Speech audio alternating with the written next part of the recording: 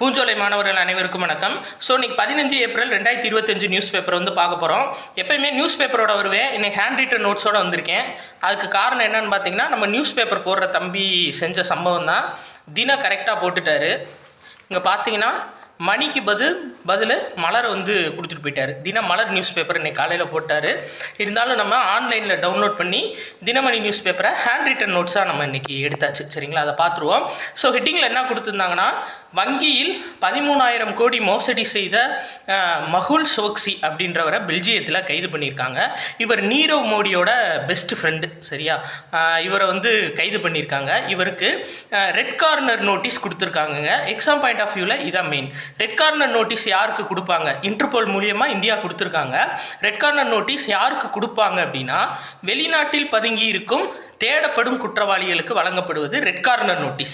இதுவே silver notice இது யாருக்கு கொடுப்பாங்க அப்படின்னா, சட்டவிரோதமாக சம்பாதிக்கும் பணத்தை வெளிநாட்டில் பதுக்குபவர்களுக்கு வழங்கப்படுவது என்ன நோட்டீஸ் அப்படின்னா சில்வர் நோட்டீஸ். ஸோ இது ரெண்டும் முக்கியமான டேட்டாவாக பார்த்து வச்சுக்கோங்க. Red corner, silver corner pass பண்ணிட்டு கூட எழுதி வச்சுக்கோங்க. அடுத்து ஏப்ரல் 14ஆம் தேதி அம்பேத்கரோட பிறந்த நாளை நம்ம கொண்டாடணும் இல்லைங்களா? ஸோ 2 புக்கோட தமிழாக்கத்தை வெளியிட்டிருக்காங்க. அம்பேத்கர் எழுதிய 2 புத்தகங்கள், இந்து மதத்தின் புதிர்கள் அப்படின்ற புத்தகம் ஒன்று, ஜாதியை அழித்தொழித்தல் அப்படின்ற புத்தகம். இந்த 2 நூலோட தமிழாக்கத்தையும் முதல்வர் மு.க. ஸ்டாலின் வெளியிட்டிருக்காரு. அம்பேத்கரோட பேரன் பிரகாஷ் அம்பேத்கர் வந்து பெற்றுக்கிட்டாரு. சரியா, அப்போ கொஸ்டின் கேட்டால் இதான் கேட்பாங்க. 2 புக்கு என்னென்ன புக்கு அப்படின்னா, இந்து மதத்தின் புதிர்கள், ஜாதியை அழித்தொழித்தல். இந்த 2 புக்கும் யார் எழுதினது அப்படின்னா அம்பேத்கர் எழுதின புக்கு. இதை வந்து தமிழாக்கம் செஞ்சு வெளியிட்டிருக்காங்க. அடுத்து பாருங்க, அதாவது மத்திய சட்டத்துறை அமைச்சர் அர்ஜுன் ராம் மேக்வால் இவர் சொல்லியிருக்காரு. என்ன அப்படின்னா, மேற்கு வங்காளம் வந்துட்டு நாங்கள் வக்பு மசோதாவை வந்து ஏற்றுக்க மாட்டோம்னு சொல்லியிருந்தாங்க. ஆனால் இந்தியா ஃபுல்லாக வக்பு மசோதா பொருந்தும் அப்படின்னு சொல்லியிருக்காரு. இதில் எக்ஸாம் பாயிண்ட் ஆஃப் வியூவில் நம்ம பார்க்க வேண்டியது என்னென்னா, புதுசாக அறிமுகப்படுத்தின வக்பு மசோதா படி வக்பு வாரியத்தை அமைத்த முதல் மாநிலம் எது அப்படின்னு சொல்லி கேட்டாங்கன்னா கேரள மாநிலம். இதான் ரொம்ப முக்கியமான டேட்டா எக்ஸாம் பாயிண்ட் ஆஃப் வியூவில். சரியா, சரி அடுத்து பாருங்கள்.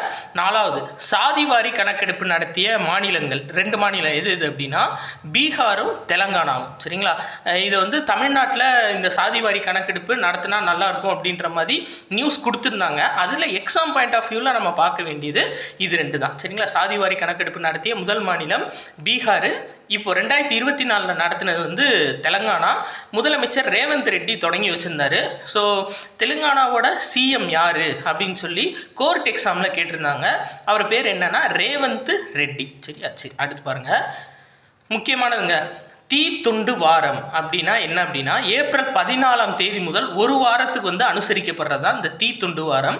தீயணைப்பு முயற்சியில் ஈடுபட்டு உயிரிழந்த தீயணைப்பு வீரர்களோட நினைவாக வருஷம் அனுசரிக்கப்படுறது என்ன அப்படின்னா தீத்துண்டு வாரம். அப்போ கேட்பாங்க, தீத்துண்டு வாரம் எப்போ அனுசரிக்கப்படுது அப்படின்னா ஏப்ரல் 14லிருந்து ஒரு வாரத்திற்கு. சரியா, தீயணைப்பு முயற்சியில் ஈடுபட்டு உயிரிழந்த தீயணைப்பு வீரர்களோட நினைவாக அனுசரிக்கப்படுறது. அடுத்து பாருங்க, முக்கியமான டேட்டாங்க. 2 கால்களும் அகற்றப்பட்ட பெண்ணுக்கு செயற்கை கால்கள் பொருத்திருக்காங்க. எங்கே அப்படின்னா மதுரை அரசு ராஜாஜி மருத்துவமனையில். அவங்க பேர் என்ன அப்படின்னா காளிமா தேவி. சரியா, அதாவது படைக்கிறவர் கடவுள் அப்படின்னு சொல்லுவாங்க. 2 கால்களுமே இல்லாதவங்களுக்கு கால்களை கொடுத்து நடக்க வச்சுருக்காங்க. அப்போ அரசு மருத்துவர்களும் கடவுளுக்கு சமமானவர்கள் தான். அதுக்கு ஒரு மிக சிறந்த எடுத்துக்காட்டு, சீரிய எடுத்துக்காட்டு எது அப்படின்னு சொல்லி பார்த்தீங்கன்னா இந்த செய்தி தாங்க. சரிங்களா, 2 கால்களும் அகற்றப்பட்ட பெண்ணுக்கு செயற்கை கால்கள் அதுக்கு தகுந்து செய்ய கொடுத்து அவங்கள நடக்கவும் வச்சுருக்காங்க இப்போ மதுரை அரசு ராஜாஜி மருத்துவமனையை சேர்ந்த மருத்துவர்கள். சரியா, அடுத்து பாருங்க. ஸோ அடுத்து முக்கியமான டேட்டா இது அப்படின்னு சொல்லி பார்த்தீங்கன்னா, மகாராஜா அகர்சான் விமான நிலையம் எங்கே அமைச்சிருக்காங்க அப்படின்னா ஹரியானாவில் அமைச்சிருக்காங்க. ஸோ இந்த ஹரியானாவிலிருந்து அயோத்திக்கு முதல் பயணிகள் விமானம் வெளியிட்டிருக்காங்க. அப்போ கேட்பாங்க, மகாராஜா அகர்சான் விமான நிலையம் எங்கே உள்ளது அப்படின்னு சொல்லி கேட்டாங்கன்னா ஹரியானா. ஸோ ஹரியானாவிலிருந்து முதல் பயணிகள் விமானம் அயோத்திக்கு போயிருக்கு இந்த மகாராஜா அகர்சான் விமான நிலையத்திலிருந்து.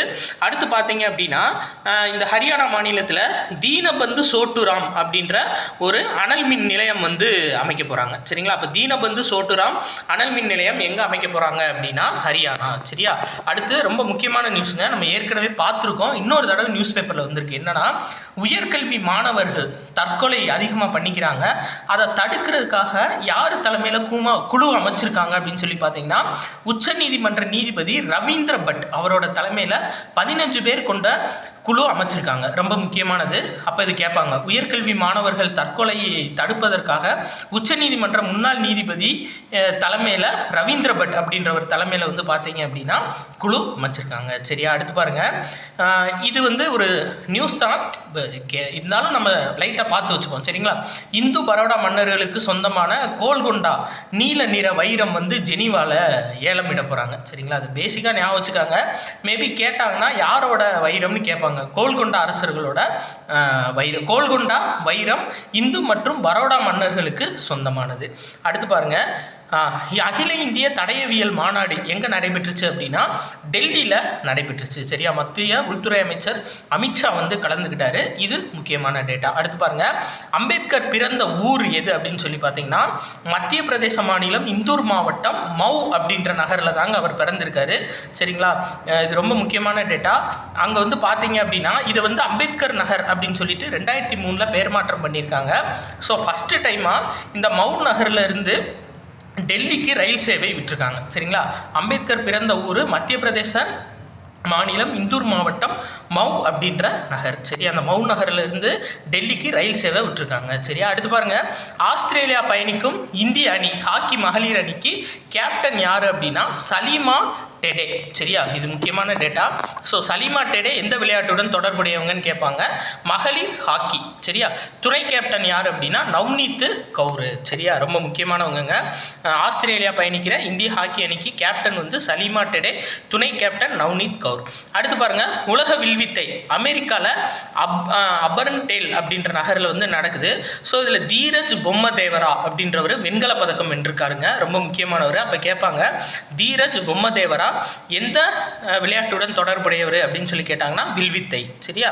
அதே மாதிரி ஆடவர் அணி, அந்த வில்வித்தையில் ஆடவர் அணி இதே தீரஜ் பொம்மதேவரா, தருண் தீப்ராய், அதானு தாஸ் இவங்க 3 பேர் சேர்ந்து வெள்ளி வந்து வாங்கியிருக்காங்க. சரிங்களா? வெள்ளி பதக்கம் வாங்கியிருக்காங்க.